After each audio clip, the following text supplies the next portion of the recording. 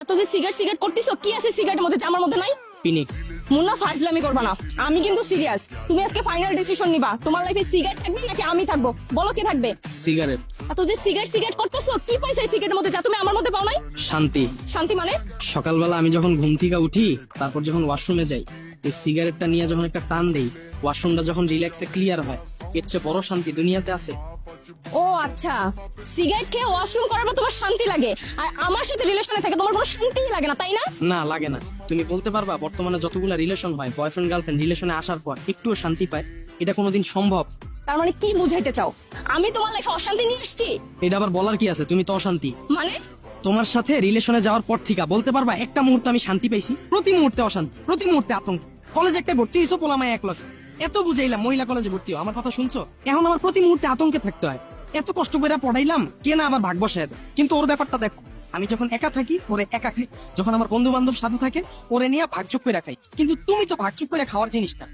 তোমারে আমার লাগবে মানে তোমার পুরাটাই লাগবে। তুমি তো শেয়ার করার জিনিস না রে ভাই। এখন তুমি বলো, সিগারেট পালো না তুমি? এত যে সিগারেট সিগারেট করতেছো, সিগারেটের ভিতরে কি আছে ধোয়া ছাড়া? বিশ্বাস। বিশেষ মানে? ওর উপর আমার পুরা বিশ্বাস আছে, ও আমার কোনোদিন ছাইরা যাবে না। তার মানে তুমি কি বলতে চাচ্ছ, আমি তোমাকে ছেড়ে চলে যাব? সম্ভাবনা আছে তুমি আমার ছাইরা যাইতেও পারো, কিন্তু ও কোনোদিন ছাইরা যাবে না।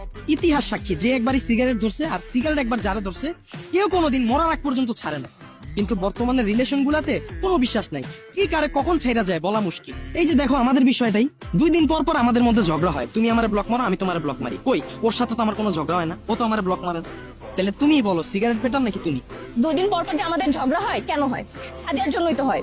তোমার সাথে সাদিয়ার এত কি? হ্যাঁ, সাদিয়া বাদে তো কোনো টপিকে আমাদের সাথে ঝগড়া হয় না। এই যে আবার সাদিয়ার টপিকটা উঠিলা, সাদিয়ার টপিকটা নিয়ে আমি তোমার ক্লিয়ার করি। এই যে তোমার সাদিয়ারে নিয়ে এত চুলকানি, কই আমি যখন সবসময় বেনসন খাই, পকেটে যখন টাকা না থাকে সাদা রয়েল খাই, কই বেনসন তো আমার আইসা বলেন আমার সাথে ঝগড়া করে না, তুই কি লিগা সাদা রয়েল খাইলি? আমার তো 2 দিন পর ঝগড়া করে আমার ব্লক মারেন, কিন্তু তুমি মার। তাহলে তুমি বলো, সিগারেটটা বেটার নাকি তুমি? এই, তার মানে কি বলতে চাও তুমি? হ্যাঁ, আমি যদি তোমাকে সময় দিতে না পারি, তুমি সাদিয়াকে নিয়ে ব্যস্ত থাকবা? আরে ভাই, এটা আমি কখন বললাম? আমি তো মাত্র একটা উদাহরণ দিলাম। কথা ঘুরায়ও না। এইখানে টপিক ছিল আমি আর সিগারেট, এখানে সাদিয়া কই থেকে আসলো? মুন্না, আমি তোমার উপরে পুরা ফেড আপ। তোমাকে আমি ট্রাস্ট করতে পারি না। যেখানে কিনা 2 দিন আগে তুমি আমাকে কসম কেটে বলছো তুমি সাদিয়ার নাম আর মুখেও আনবা না, কিন্তু দেখো এখনই তুমি সাদিয়ার নাম মুখে নিছো। তার মানে তোমার ভিতরে সাদিয়ার নামই আছে, আমার কোনো জায়গা নাই। আর যেখানে সাদিয়া আছে ওইখানে ইম্পসিবল আমি থাকবো না। আর সাদিয়ার টপিক টোটালি পার। তুমি তো তোমার নিজের লাইফ নিয়ে সিরিয়াস না।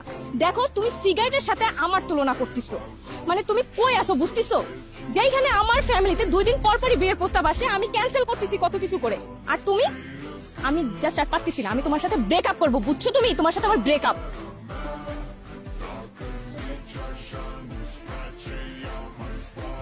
তোমাকে না একটু আগে বললাম তোমার উপর কোনো বিশ্বাস নেই, যে কোনো মুহূর্তে আমাদের ছেড়ে চলে যেতে পারে। মিলছে ওর বিষয়টা দেখো, এই যে হাতেটা ধরছে কখনো ছাড়বে না। ব্রেকআপ করছো তো মাইনা নিল। ভালো থাকো, সবসময় দোয়া করি।